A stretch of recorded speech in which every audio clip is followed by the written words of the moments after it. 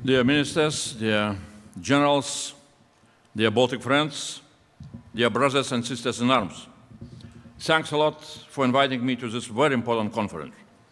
The title of this conference contains two of the most important elements of today's discussions on defense in Europe: how to defend the Baltics and what to learn from Ukraine, and how to learn. Those are the most important questions not only for the Baltic states. These are also the most important questions for the European Union and for NATO: how to defend the Baltics and how to learn from Ukraine. The urgency of the first question comes from the public statements of our intelligence services, including from Germany, Denmark, Finland, the Netherlands, and from our region, that Putin can be ready to test Article 5 during the next 2 or 4 years before 2030. We can just guess that in such a case, Baltic states will be one of the preferable targets of the new Kremlin aggression. It will be an aggression also against all of NATO and against all of the European Union. I would like to remind that the recent famous book, If Russia Wins, a Scenario, by Carlo Massala, the well-known German analyst, who is also a professor in Bundeswehr University, presents a threatening scenario when NATO fails to agree on how to react when Narva is occupied. I don't want to elaborate on Carlo Massala's scenario, but defending the Baltics means to be ready for different scenarios. And that readiness needs to be elaborated both by member states, in this case by the Baltic states, but also by NATO and by the European Union. And I would like to remind everybody that the Treaty of European Union contains a famous Article 42.7 on mutual assistance in the case of military aggression against a single member state, which some experts are calling a stronger one than NATO Article 5 in terms of the obligations of member states to help each other. But my talk today will be devoted not to discuss how NATO or EU is preparing to defend the Baltic states, but more to how the Baltic states are preparing to defend themselves and at the same time to defend the whole European Union, and how the Union can help the Baltic states in this heavy strategic task. And I will not give you well-known traditional recipes, and I will not try to tell you how you need to use the instruments which we recently created, like ReArm Europe program, safe loans, of forthcoming EDIP, European Defence Industrial Program, and their possibilities to develop your defense capabilities. And I will not talk yet about the big package on military mobility we will present this week. Instead, I will try to talk more about the great strategic issues, the key choices we need to make, which still remain as rhetorical questions, but which nevertheless demand our quick answers in order to be ready to defend ourselves. And especially when I see in the audience and in the program representatives of Ukrainian armed forces who can give us the most precise answers to all the questions related with our readiness to defend ourselves. My major message today: let's ask Ukrainians how to be ready for defense and how they can help us to be ready.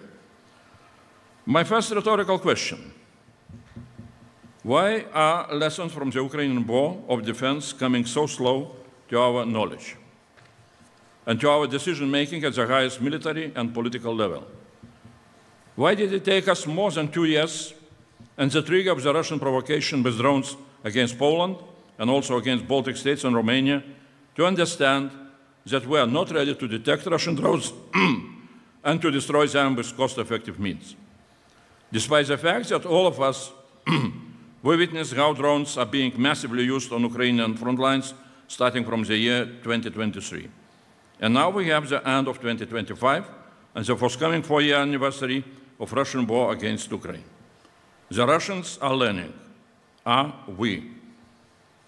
My second question: what do we need to learn? Do we fully understand how modern warfare doctrine is changing? I hear very strong messages from General Valery Zaluzhny, who is now Ukraine's ambassador to the United Kingdom, that in the European Union we are not preparing ourselves to fight the wars of tomorrow, which Russia is now waging against Ukraine.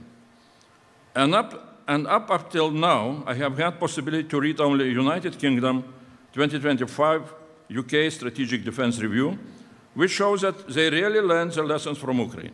In the future, the British military will prepare to strike 80% of targets with different types of drones and missiles, and only 20% with classical means, tanks and artillery. Very much like they are doing in Ukraine. What's about us in the Baltics?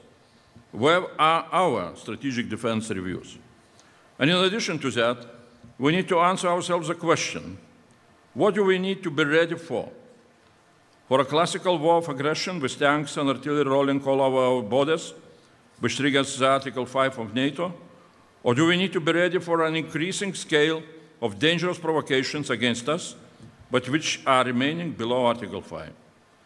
And are we preparing ourselves for such kind of aggression when not tanks will roll over our borders, but only drones and missiles will attack our energy infrastructure and will destroy it?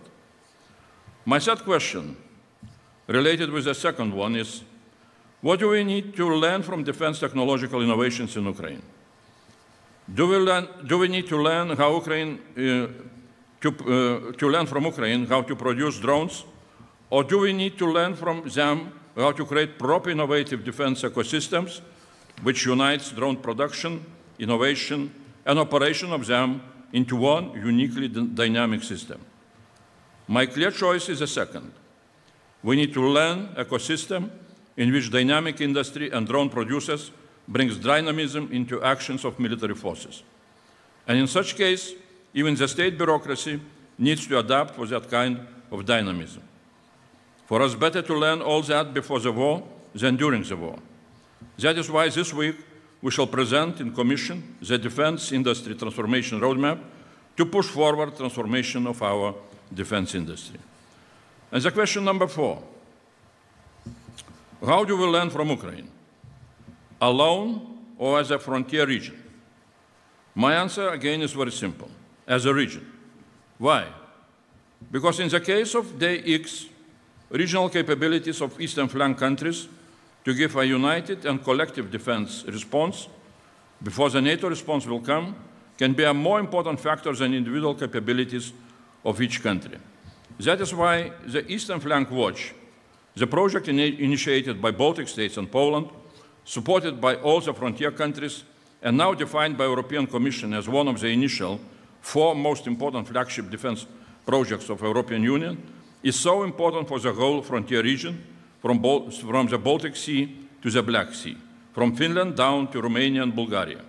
We need to learn how to do defense together and how to develop such important projects together with Ukraine and including Ukraine.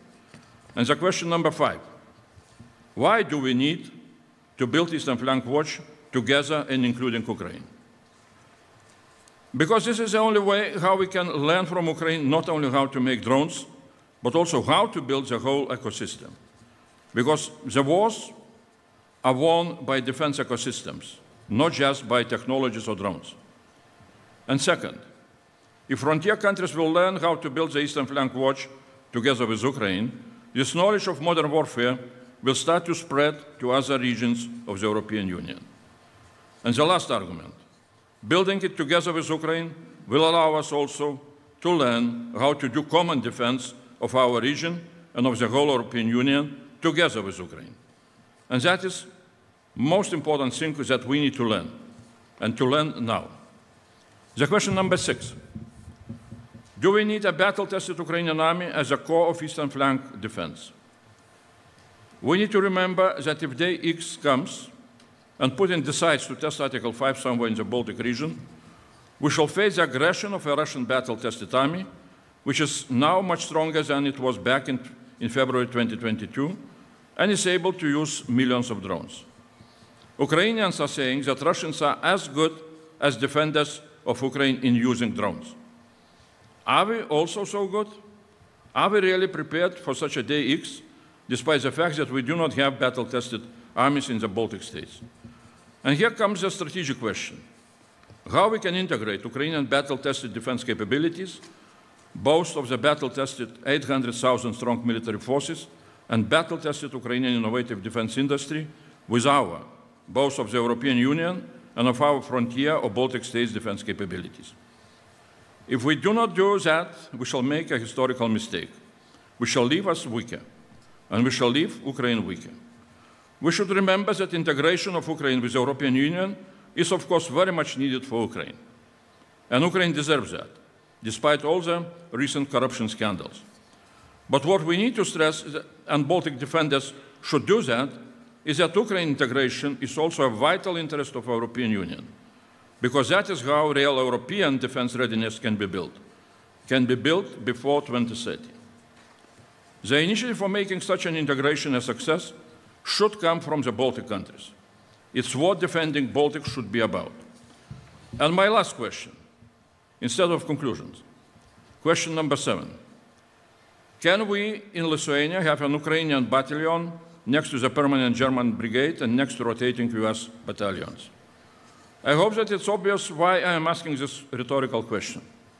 It's not because I doubt the German brigade or US troops. They are great. And it's not because I doubt Article 5. Not at all.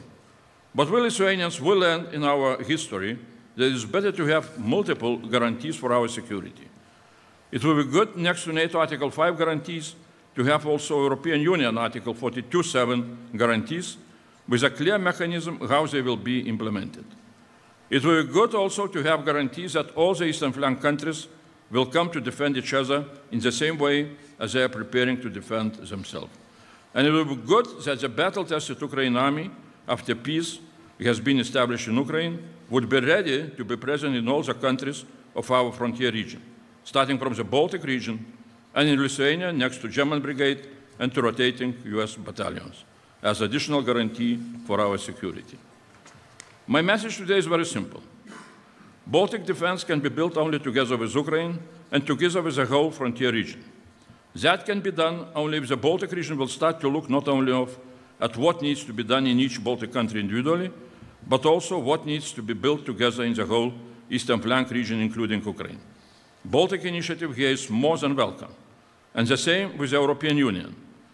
The European Union can help the region if you will help us to help you, if you will be active and visible with your ideas, not only in the Baltic region, but also in the whole European Union, including the Mediterranean region, and including Brussels. The voices of emergency from the Baltics are strongly heard in Brussels and other capitals. But more dialogue emanating from the Baltics is needed with the people in other parts of Europe. Technologies developed and tested in the eastern flank will be of a great value also for the defense industries in Spain or Italy. We recently published our roadmap on EU Defense Readiness 2030, a serious delivery plan. I would be happy if soon I would be able to read the Baltic Defense Readiness Roadmap developed together with Ukraine. We are ready to assist Baltic defense. Thanks a lot.